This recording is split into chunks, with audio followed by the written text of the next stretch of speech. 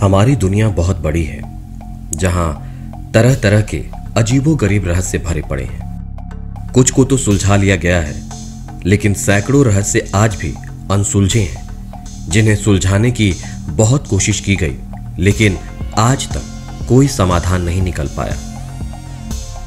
आज हम एक ऐसे रहस्य के बारे में बात करने जा रहे हैं जिसका सुलझना किसी भी देश के लिए बहुत ही महत्वपूर्ण हो सकता है। दुनिया भर के देशों में कई ऐसे प्रधानमंत्री हुए हैं जो कुछ अलग वजहों से जाने जाते हैं, जैसे कि पाकिस्तान के प्रधानमंत्री जुल्फिकार अली भुट्टो, जिन्हें रात के 2 बजे फांसी पर लटका दिया गया था। आज हम आपको ऐसे ही एक प्रधानमंत्री के बारे में बताने जा रहे हैं जो रहस्यमय तरीके से गायब हो गए थे। हैरानी की बात तो यह है कि वो प्रधानमंत्री ना तो कभी जिंदा मिले और ना ही उनकी लाश आज तक मिल पाई। ये किसी भी देश के लिए एक बहुत बड़ी त्रासदी से कम नहीं हो सकती, और इसको सुलझाना किसी भी देश के लिए टॉप मोस्ट प्रायोरिटी से कम नहीं। लेकिन लाख कोशिशों के बावजूद आज तक ये एक रहस्य ही बना हुआ है। तो चलिए आज इस वीडियो में हम जानते हैं कि आखिर प्रधानमंत्री के साथ हुआ क्या था।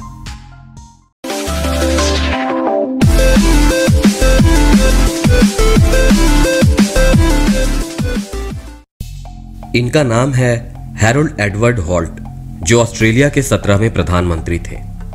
26 जनवरी 1966 को उन्होंने प्रधानमंत्री का पद संभाला था। ऑस्ट्रेलिया के तत्कालीन प्रधानमंत्री मेंजिस को सेवानिवृत्ति के बाद वो निर्विरोध निर्वाचित हुए थे। उन्होंने उसी साल बाद में हुए एक आम चुनाव में भी हिस्सा लिया था और भारी जीत हासिल की थी। 5 अगस्त 1908 को न्यू साउथ वेल्स के स्टैनमोर में जन्मे हॉल्ट 2 भाइयों में बड़े थे। हॉल्ट के जन्म से महज 7 महीने पहले उनके माता पिता ने जनवरी 1908 में शादी की थी। उसके बाद 1910 में उनके छोटे भाई क्लिफोर्ड का जन्म हुआ था। हॉल्ट तैराकी और मछली पकड़ने के बहुत बड़े शौकीन थे। ये वाकया 17 दिसंबर 1967 का था। रविवार की सुबह थी, किसी भी अन्य सुबह की तरह। क्रिसमस का उत्सव पूरे जोरों पर था, और जैसा कि हर देश में होता है, पूरा राष्ट्र सामूहिक रूप से छुट्टी के लिए तैयार किया गया था।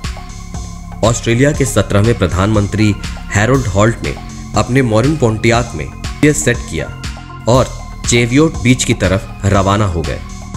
ये बीच एसएस चेवियोट के नाम पर था, जो लगभग 80 साल पहले टूट गया था, जिसमें 35 लोग मारे गए थे। ये बीच समुद्र तट का दूरस्थ खंड था, कई मायनों में त्रासदी का एक हिस्सा था। लेकिन हॉल्ट एक बहुत ही अच्छे तैराक थे। हॉल्ट के लिए यह क्षेत्र नया नहीं था, वो इससे बहुत अच्छे तरीके से वाकिफ थे। हॉल्ट ने कुछ दिन पहले ही इस वर्ष की आखिरी कैबिनेट बैठक को खत्म किया था, और अब वो अपनी छुट्टियों का आनंद लेना चाह रहे थे। 17 दिसंबर 1967 को विक्टोरिया के सेवियोट बीच पर तैरने के दौरान हॉल्ट अचानक रूप से गायब हो गए थे। उन्हें बहुत ढूंढा गया, लेकिन वो कभी नहीं मिले।